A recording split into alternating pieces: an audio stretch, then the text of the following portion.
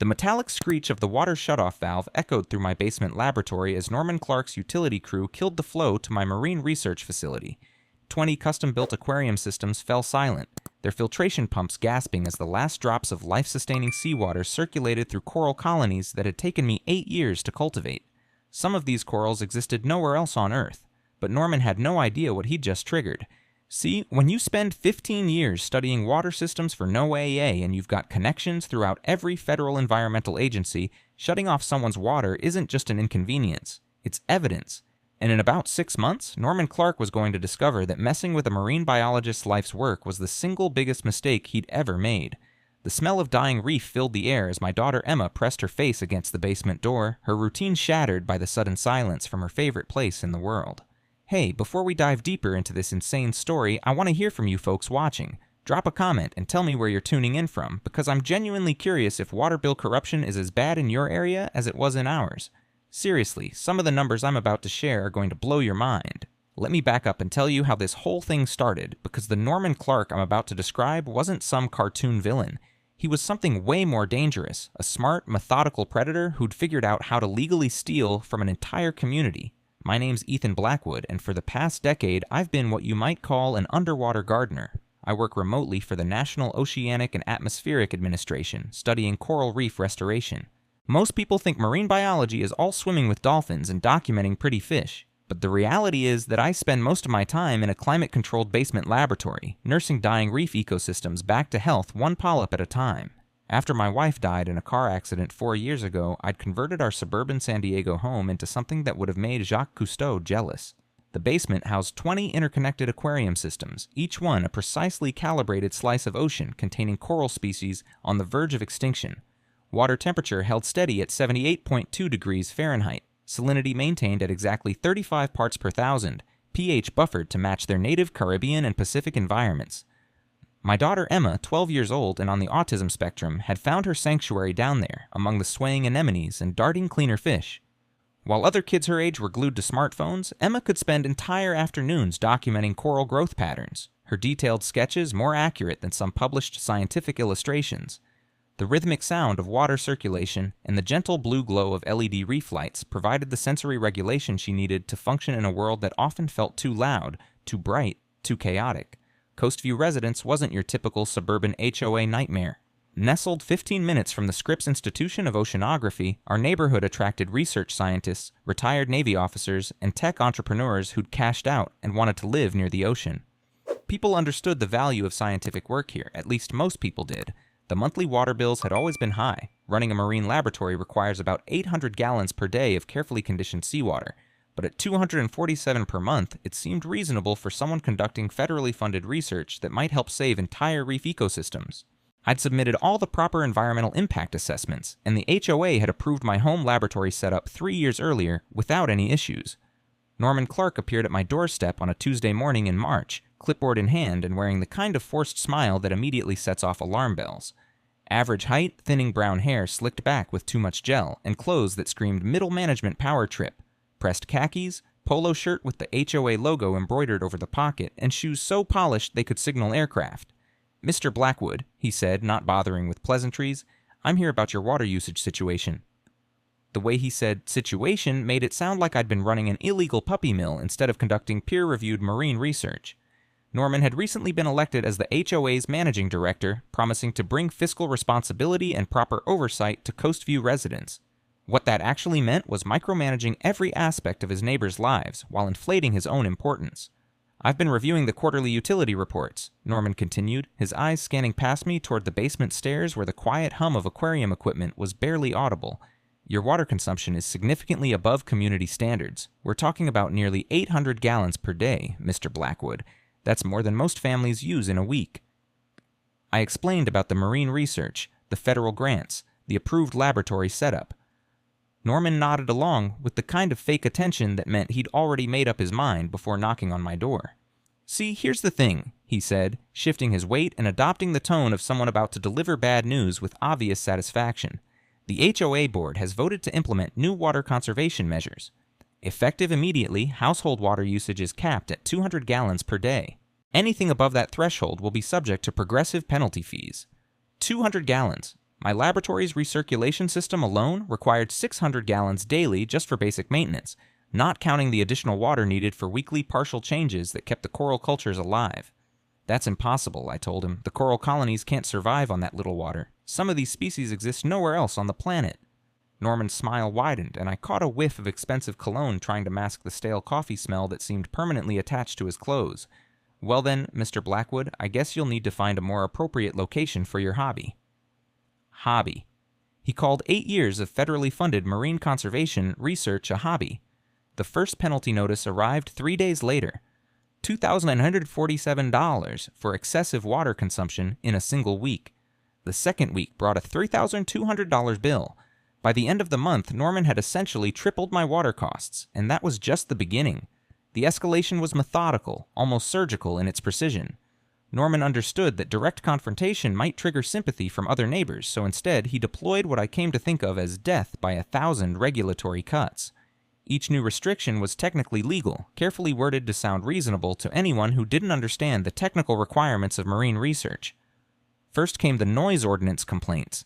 My filtration pumps ran 24/7. They had to, or everything in the tanks would die within hours. But suddenly neighbors were filing reports about industrial equipment operating outside permitted hours. Never mind that the equipment produced less noise than a typical air conditioning unit. Then Norman discovered that my backup generator, essential for maintaining life support during California's frequent power outages, wasn't properly registered with the community's emergency equipment database, a database that conveniently hadn't existed until Norman created it specifically to target my setup. Mr. Blackwood, he explained during our second face-to-face encounter, emergency generators require special permits within Coastview residence boundaries. The application process typically takes 60 to 90 days for approval. 60 to 90 days. During fire season in Southern California, when rolling blackouts could kill millions of dollars worth of research and years of irreplaceable coral growth in a single afternoon, the smell of his artificial vanilla air freshener mixed with the salt spray from my outdoor holding tanks as Norman handed me a formal citation. Emma watched from the living room window, her favorite blue octopus plushie clutched tight against her chest. She'd been stimming more lately, rocking back and forth, humming the low-frequency sounds that helped her process stress. The increasing chaos around her safe space was beginning to affect her in ways that broke my heart. Here's something most people don't realize about HOA power structures. They operate like mini-governments with almost no oversight. In California, HOAs can impose fines, place liens on properties, and even initiate foreclosure proceedings for covenant violations. But unlike actual government agencies, they face virtually no requirements for transparency or accountability. Norman had essentially unlimited authority to interpret and enforce community rules, and he was wielding that power like a weapon specifically designed to destroy my family's livelihood. Week 4 brought the water inspection that wasn't really an inspection. Norman arrived with 2 guys in matching gray uniforms, both carrying tools that looked more suited for demolition than diagnosis. They claimed they needed to verify proper water usage protocols and demanded access to every pipe, valve, and connection in my basement laboratory. Emma had a full meltdown when strangers invaded her sanctuary space. The sound of her distress, a keening wail that pierced through the basement ceiling, seemed to amuse Norman. I watched him suppress a smirk while my daughter's world collapsed around her. "Sir, we're going to need you to shut down all aquarium systems during our assessment," one of the uniform guys announced. "Safety protocols require de-energized equipment for proper inspection. Shutting down the systems would have killed 3 years' worth of endangered staghorn coral cultures within 6 hours. I refused, offering instead to provide detailed schematics and operation logs that would give them every piece of information they claimed to need. That's when Norman pulled out his phone and started recording. "Mr. Blackwood is refusing to comply with mandatory safety inspections," he announced to his camera, making sure to capture the basement full of expensive equipment in the background. "This level of water consumption appears to violate multiple community standards, and the homeowner is being uncooperative with official HOA representatives."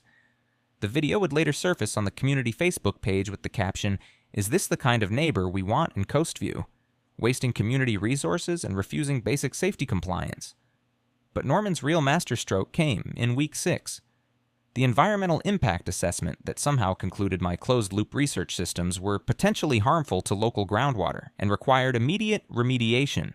The assessment had been conducted by Environmental Solutions, LLC, a company that, when I looked them up, had been registered exactly 2 weeks earlier with Norman Clark listed as the primary contact.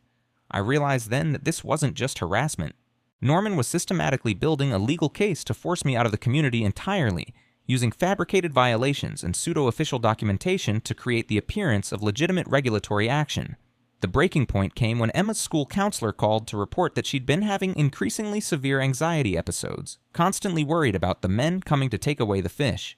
My daughter's carefully constructed coping mechanisms were unraveling, and I could see her retreating back into the nonverbal isolation we'd worked so hard to overcome. That night, sitting in my darkened laboratory listening to the water pump struggle against increasingly restricted flow, I made a decision. Norman Clark had picked the wrong scientist to mess with. The discovery happened almost by accident. I'd been documenting water quality parameters for my quarterly NOAA research report when I noticed something odd about the flow rate measurements. According to my precision instruments, I was using exactly 847 gallons per day, consistent with my historical usage patterns.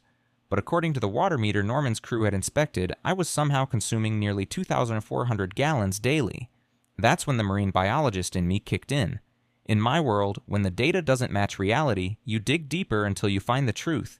I spent the next week conducting what I called a water audit, using the same methodological precision I applied to coral research.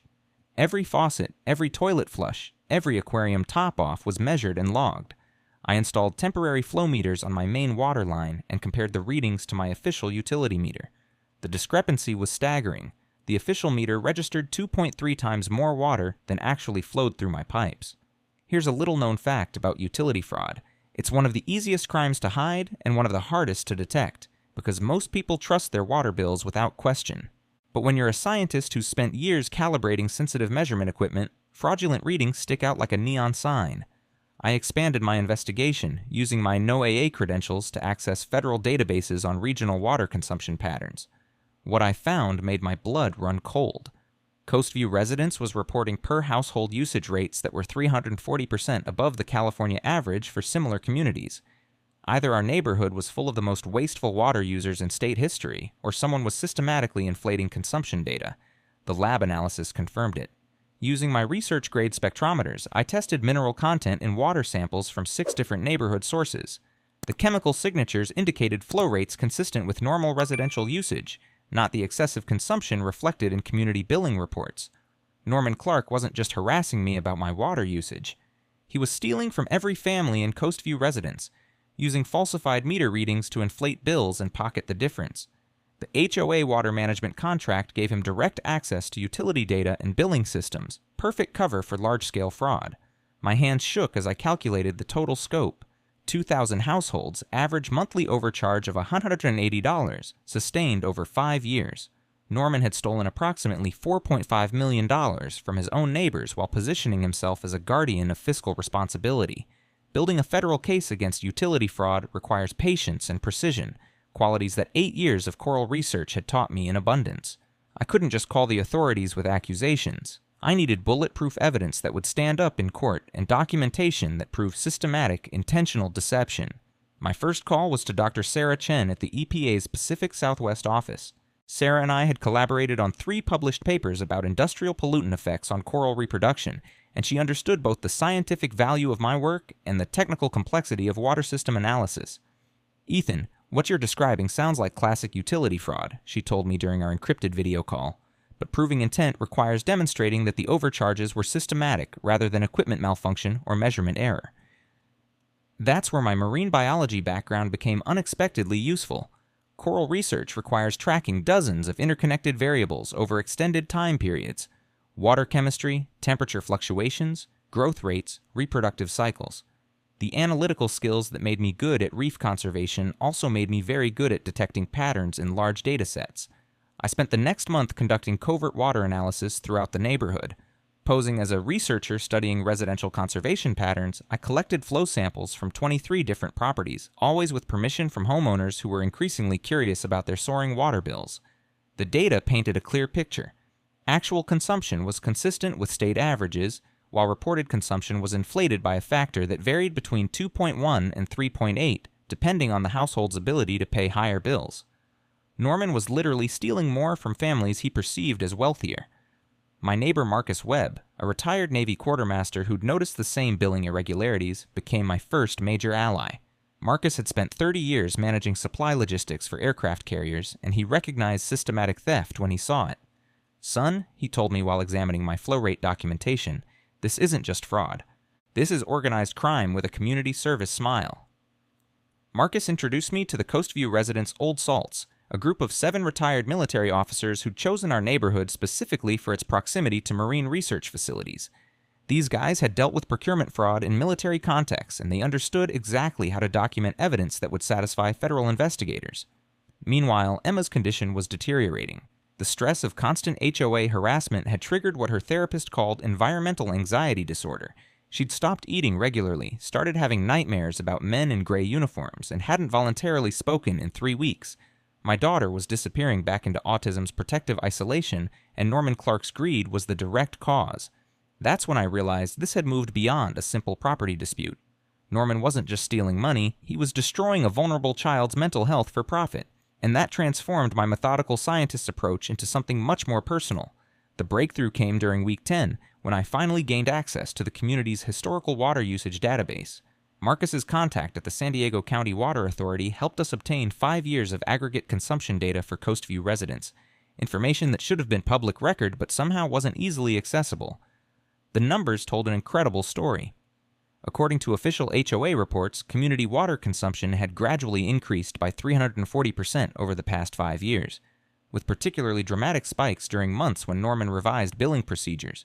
But the county's supply records showed that actual water delivery to Coastview residents had remained essentially flat, varying by less than 12% year over year.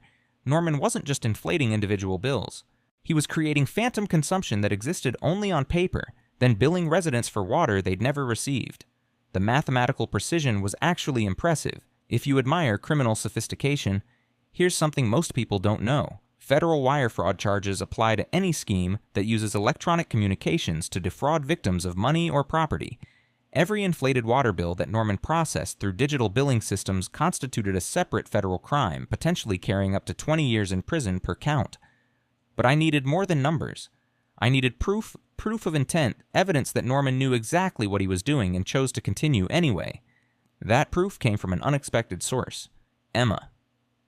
Despite her verbal shutdown, Emma had continued her daily routine of sketching marine life in her waterproof notebook. But mixed in with her detailed coral illustrations, I found something else: pages of careful drawings showing the watermen during their various visits to our house. Emma had documented everything with the methodical precision that characterizes many autistic individuals: Norman's facial expressions during different conversations, the license plate numbers of his inspection vehicles, the exact times when water pressure changed in our pipes, even the specific tools his crew had used during their assessments. Looking through Emma's drawings, I realized my daughter had been conducting her own surveillance operation, recording evidence that could potentially prove systematic harassment and property damage.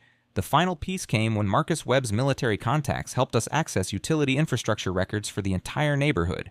Using ground-penetrating radar and infrared thermal imaging, technologies originally developed for naval engineering applications, we mapped the actual water flow patterns throughout Coastview residents. What we discovered was stunning. Norman had installed secondary metering systems at 17 key distribution points, creating artificially high readings that bore no relationship to actual consumption. The physical infrastructure proved deliberate fraud rather than equipment, malfunction, or measurement error.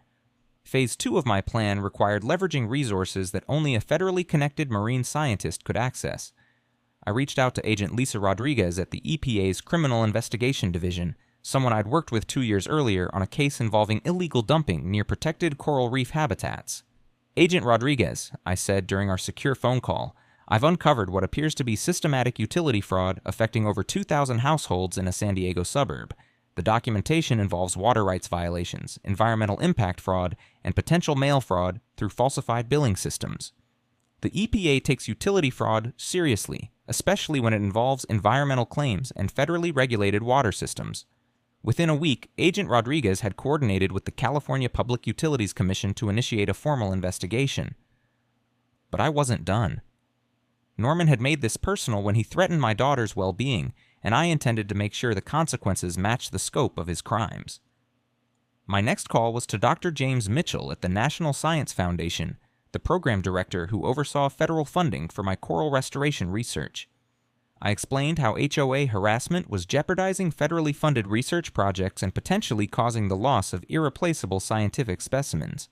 "Dr. Blackwood," he said, If local regulatory interference is threatening federal research programs, that moves this into a completely different legal category. We're talking about possible obstruction of federal scientific activities. The NSF legal team was very interested in Norman's attempts to shut down federally funded research using fabricated environmental violations.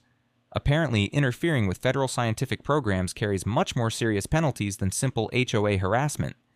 Meanwhile, I'd been quietly building alliances within the Coastview community.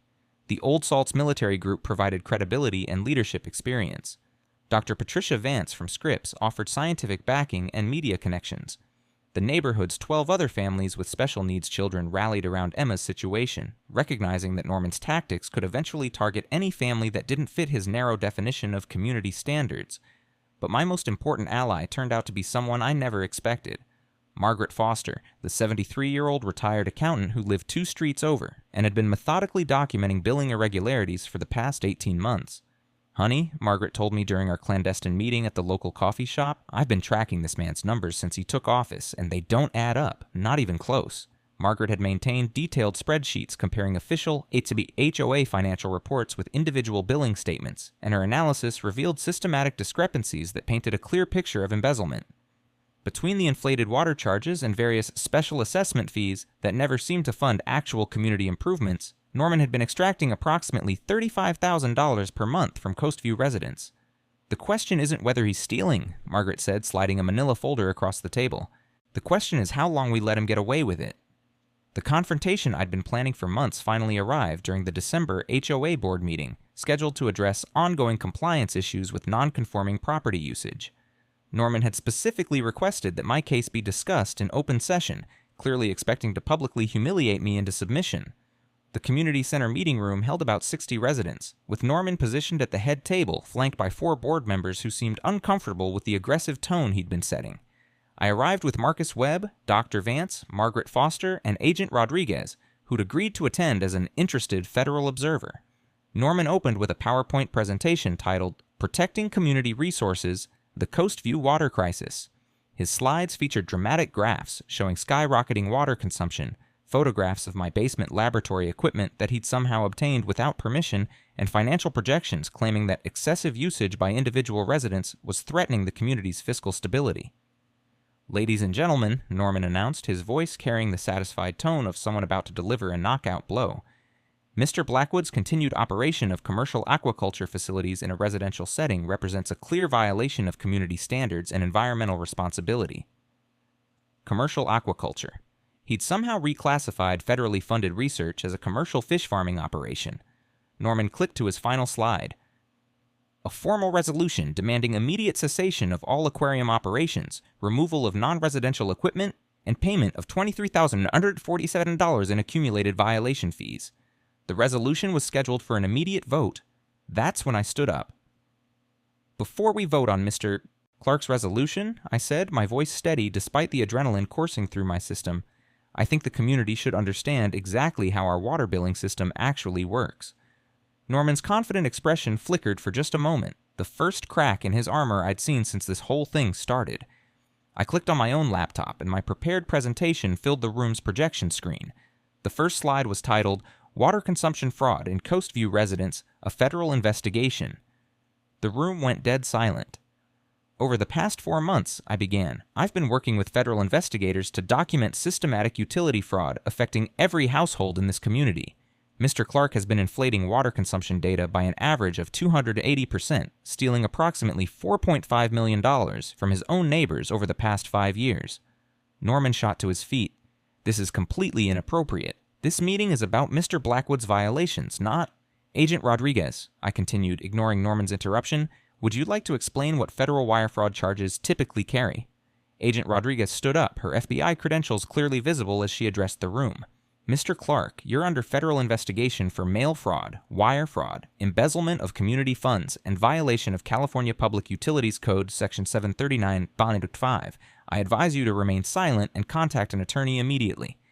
The color drained from Norman's face as 60 residents turned to stare at him with expressions ranging from confusion to outright rage. But I wasn't finished.